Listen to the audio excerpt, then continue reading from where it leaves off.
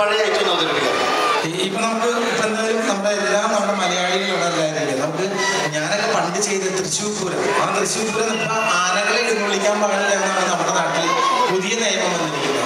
ഉത്സവത്തിന് ഒറ്റ ആനയും എഴുന്നള്ളിക്കാൻ പാടില്ല. ഇപ്പൊ എന്താ ചെയ്തേക്കെന്ന് വെച്ചിട്ടുണ്ടെങ്കിൽ കഴിഞ്ഞ ദിവസങ്ങളിൽ ഞാൻ തന്നെ നടത്തിയത് നമ്മുടെ അവിടുത്തെ ഓട്ടോറിക്ഷയിൽ ഒരു കറുത്ത മുണ്ടിട്ട് ഒരു തുമ്പിക്കൈയും വെച്ച് ഓട്ടോറിക്ഷ ആനയായിട്ട് പോകും.